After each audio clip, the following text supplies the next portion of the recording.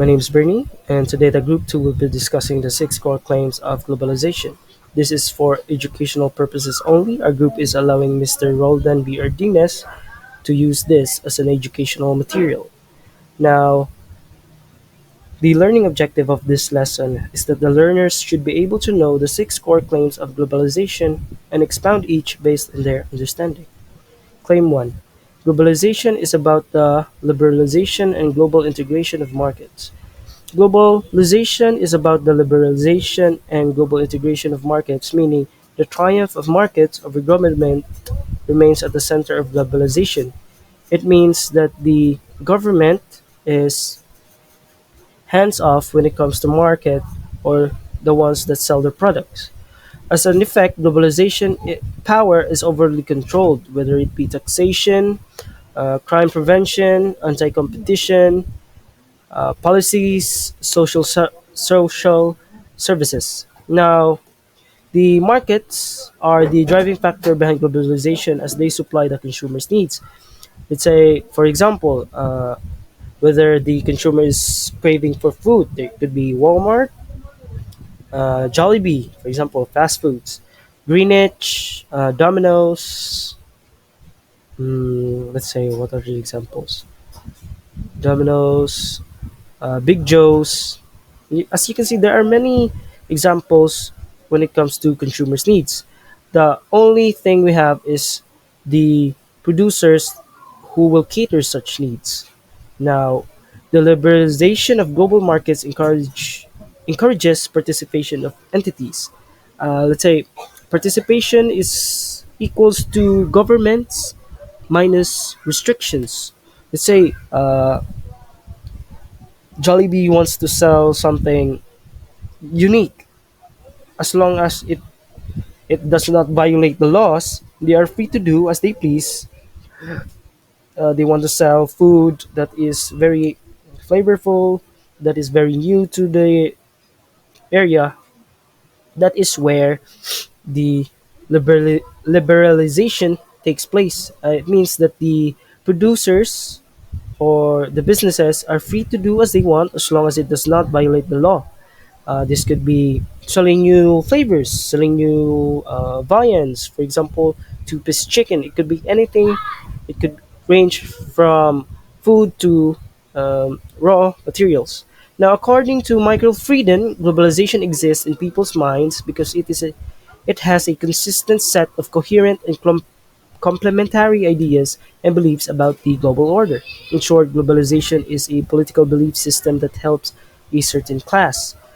Now, integration of global markets plays an important role in globalization as it helps in the economy. It caters free trade. It makes specialties seem ubiquitous. For example, Philippines.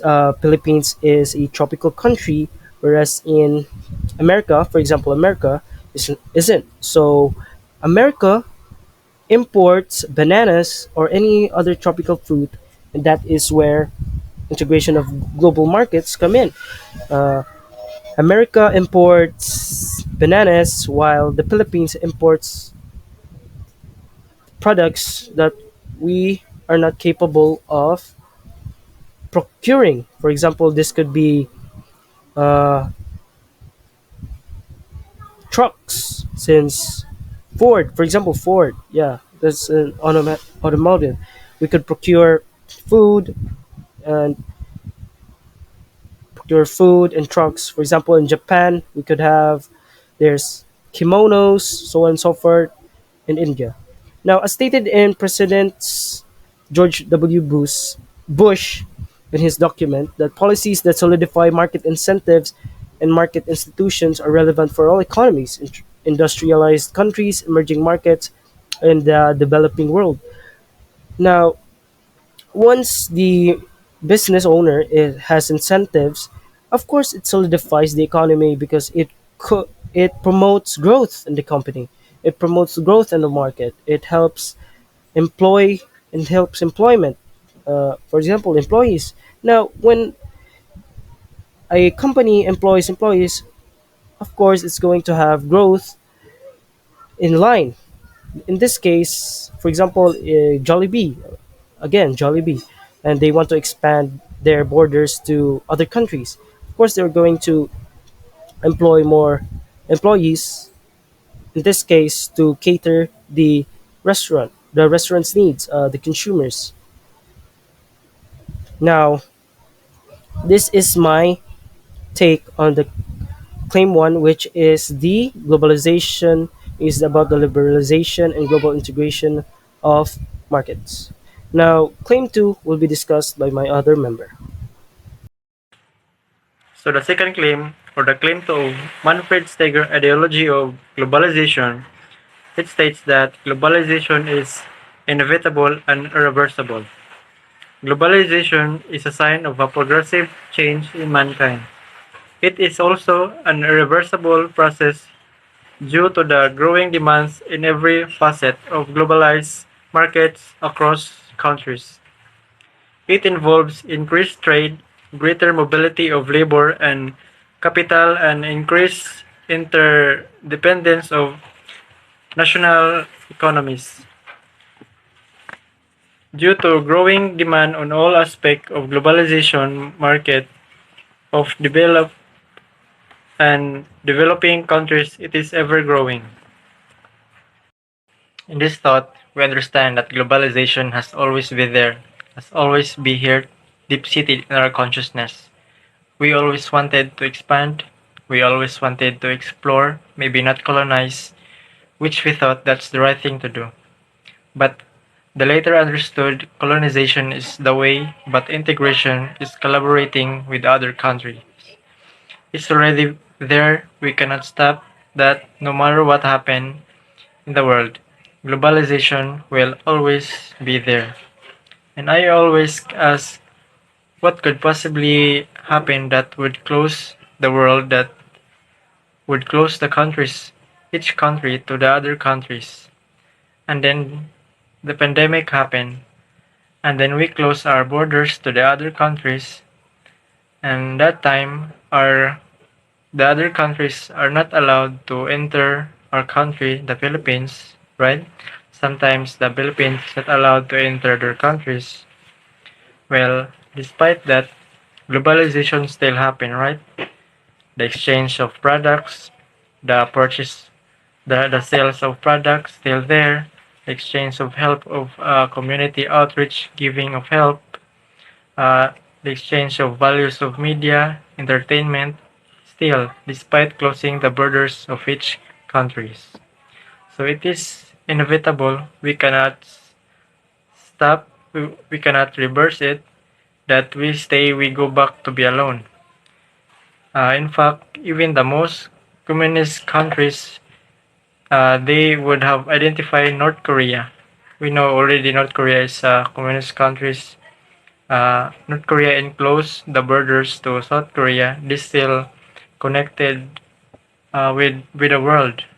They still join the Olympics. They still get resources from outside. Maybe sell resources from outside countries. They still interconnected with them. Globalization interconnecting with countries is really inevitable. It will be there and we cannot stop that. Claim 3.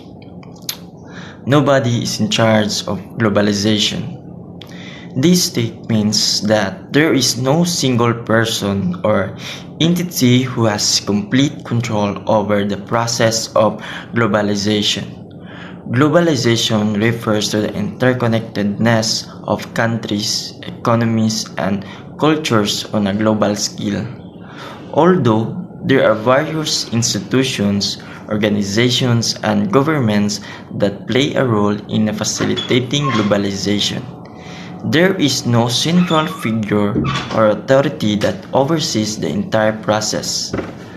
This lack of singular control can be both a positive and a negative aspect of globalization, as it allows for greater autonomy and diversity but can also lead to instability and inequality. Today, globalization has led to the emergence of a truly global economy characterized by increased competition, rapid innovation, and the free flow of capital, goods, and services.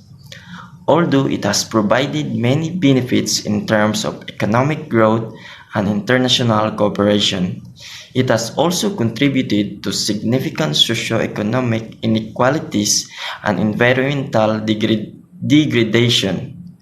Some argue that the lack of control over globalization leads to negative consequences, such as the exploitation of workers in developing countries, environmental degradation, and the erosion of cultural diversity. However, others point out that globalization also has the potential to create positive outcomes such as improved economic growth, increased cultural exchange, and the spread of liberal democratic values. Therefore, understanding the dynamics of globalization requires a nuanced approach, one that acknowledges its complexity and seeks to address its negative consequences while leveraging its potential for positive change. In conclusion, the idea that nobody is in charge of globalization is a complex issue that requires a nuanced understanding. While it is true that no single entity or individual has complete control over the global economy, there are certainly powerful actors that play a significant role in shaping its direction.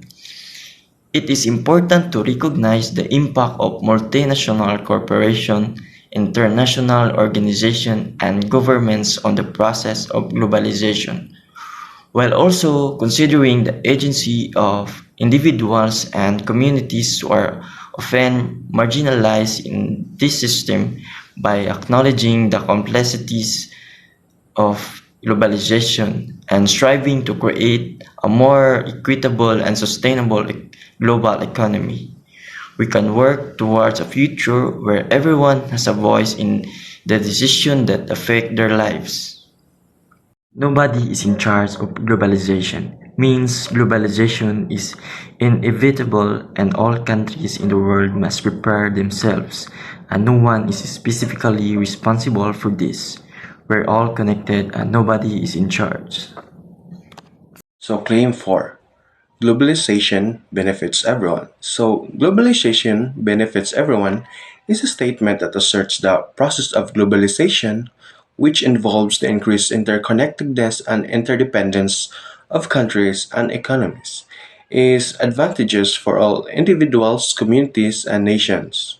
So, this means that globalization is the process of increased interconnectedness and interdependence among countries and economies has the potential ultimately to bring about positive outcomes. Also, there are some negative outcomes for all individuals and nation over an extended period of time.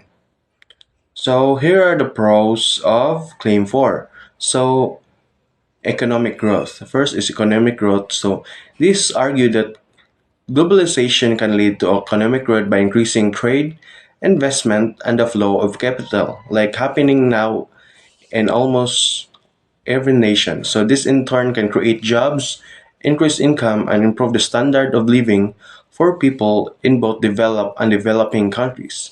Second is access to goods and services. So globalization often means increased access to a wider variety of goods and services at more competitive prices.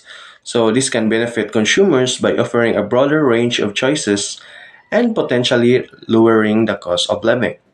So third is technological advancements. So globalization encourages the spread of technology and innovation across borders. This can lead to advancements in fields such as healthcare, communication, transportation, benefiting people worldwide.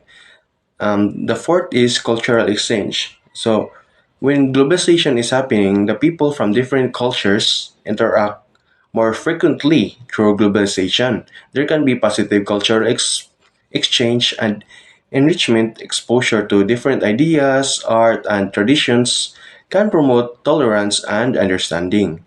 Then the last one is to reduce poverty. So some argue that globalization has helped lift millions and people out of poverty in developing countries by creating employment opportunities and increasing income levels. So here are the negative impact or the cons of claim for. So inequality. So first is inequality. So the globalization has exacerbated income inequality both within and between countries. So the benefits of globalization often accrue to a relatively small, wealthy elite, while many workers in developing countries are subject to low wages and poor working conditions. So that's why that is the con of claim for the first one, inequality. Second is the job displacement. So increased global competition can lead to the outsourcing of jobs from developed countries to cheaper labor markets, which can result in job losses and wage stagnation in certain sectors. Third is the environmental concerns. So, the pursuit of economic growth through globalization can sometimes come at the expense of environmental sustainability. So, if you are um, if you want to have such a big economic growth, we have there are some environmental damage that can cause to it. So that's why it is the cons of one of the cons of claim for. So the exploitation of natural resources and the increased transport of goods can contribute to environmental degradation and climate change. Fourth is the culture homogenization. So globalization can lead to the homogenization of cultures as Western values and consumerism become dominant worldwide, potentially erasing local traditions and identities. The last one is the financial crisis. So the global interconnectedness of financial markets can lead to financial crises that have negative impacts on economies and individuals worldwide. So that is one of the cons of claim for the financial crisis because um, also even if globalization like working to other countries, there are some financial crisis happening. So in conclusion, whether globalization benefits everyone or not is a complex and debated issue. The extent to which individuals and nations benefit from globalization often depends on various factors, including their economic status, policies in place, and their ability to adapt to the challenges and opportunities it presents. While globalization has undoubtedly brought about significant benefits, it has also posed challenges and drawbacks that need to be addressed to ensure a more equitable and sustainable global system. So, next is Claim 5. So, the fifth topic concerns the relationship between globalization and the spread of democracy in the world, which is a complex and debated issue. So, I will begin by discussing globalization. Globalization refers to the increasing interconnectedness of countries through trade, communication, travel, and the flow of ideas. So, globalization is like the idea that our world is becoming more connected. This connection happens through this like trading stuff, like toys, clothes, or food. So between different countries, talking to people from faraway places through phones and computers. Traveling to other countries and sharing thoughts and ideas with folks from all over the world. Whether globalization furthers the spread of democracy depends on various factors and perspectives. So the first factor to consider is economic development, which involves programs, policies, or activities that aim to improve the economic well-being and quality of life for a community. So economic development is closely associated with globalization and the spread of democracy because it involves engaging in global trade, which can lead to the growth of a middle class. So another important factor is information flows which refers to the exchange of information among people, processes, and systems within an organization. So, information flow exemplified by applications like Facebook or Instagrams because it's a form of a globalization because people in different countries can use these apps and it's fostering a unity. So the third factor is transnational civil society, which operates at least partially beyond the reach of specific governments, businesses, and individuals who are most affected.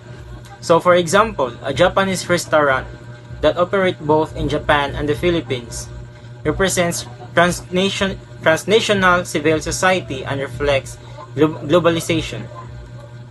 The last factor to consider is cultural exchange, which occurs when people from different backgrounds trade ideas, feelings, stories, and customs. So, cultural exchange can involve the trading of products as well as stories and other cultural elements. However, it's important to note that globalization's impact on democracy is not universally positive, and there are counter arguments and challenges. First is economic inequality. Critics argue that globalization can exacerbate or economic inequality within countries, which may undermine democracy. When only a small elite benefits from globalization, there can be a concentration of political power in their hands, leading to less representative and less democratic governance. Second is authoritarian resilience. Some authoritarian governments have adapted to globalization by using it to maintain their control. They may censor the internet, limit the flow of information, and manipulate economic ties to preserve their regimes. Third is backlash against globalization. In some cases, the perceived negative consequences of globalization, such as job displacement and cultural homogenization, have led to backlash and the rise of populist movements that may challenge democratic norms and institutions. And the fourth is dependence on global powers. Developing countries that become highly dependent on global powers from economic support may find themselves influenced or pressured by those powers, potentially compromising their political independence and democracy. In conclusion, the relationship between globalization and the spread of democracy is complex and multifaceted. While globalization can facilitate the spread of democratic ideas and practices, its impact on democracy varies depending on various factors, including economic development, cultural exchange, and the responses of individual countries and governments. Globalization requires war on terror. Global war on terror is the term used to describe the military, political, diplomatic, and economic measures employed by the United States and other allied governments against organizations, countries, or individuals that are committing terrorist acts that might be inclined to engage in terrorism, or that support those who do commit such acts. Terrorism stalls global free trade and economic growth. One of the examples of this is the 911 attack, which blamed the concept of economic globalization, the proper foreign policy of the United States, straightforwardly aggressive and nationalistic. The US aggressive martial military strategy as a result is a response to defend globalization's achievements. There are still ongoing races of questions why the war on terror happens or is included, but that's because it helps to fight against terrorism. And terrorism has become a global phenomenon as a result of advancement, technological developments, communication and accessibility, transportation. The greatest method to reduce terrorism is to employ international law with the proper organizations in order to build international collaboration. Here are the pros of Claim 6. Globalization requires a global war on terror. Number 1. Global interconnectedness. Globalization has led to increased interconnectedness among nations, making it easier for terrorists to coordinate and cooperate across borders. A global war on terror may be seen as a necessary response to address the transnational nature of terrorism. Number 2. Information sharing. A coordinated global effort can facilitate the sharing of intelligence and information among nations, helping to identify and apprehend terrorists more effectively. Number 3. Preventive measures. By addressing the root causes of terrorism and implementing security measures on a global scale, a global war on terror may prevent acts of terrorism before they occur. Number 4. Protecting global trade. Terrorism can disrupt global trade and economic activities. A global effort to combat terrorism can help protect the stability of the global economy. Number 5. Humanitarian considerations. Terrorism often leads to significant loss of life and suffering. A global response may be viewed as a humanitarian duty to protect innocent civilians from the horrors of terrorism. And here are the cons of Claim 6. Globalization requires a global war on terror. Number 1. Civil liberties and privacy concerns.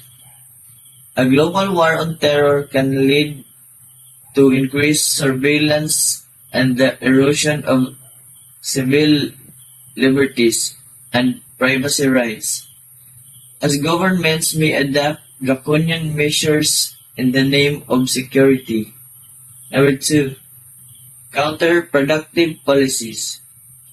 Heavy-handed counterterrorism measures can sometimes radicalize individuals and communities, potentially exa- exacerbating the problem of terrorism rather than solving it. Number 3. Geopolitical conflicts. The pursuit of a global war on terror can lead to conflicts between nations as different countries may have different approaches and priorities in combating terrorism. Number 4. Resource allocation. The resources dedicated to a global war on terror might divert attention and resources away from addressing other critical global issues, such as poverty, climate change, and public health crisis. And last, number 5, national sovereignty. Some nations may view global war on terror as an infringement on their sovereignty and resist international interference in their domestic affairs,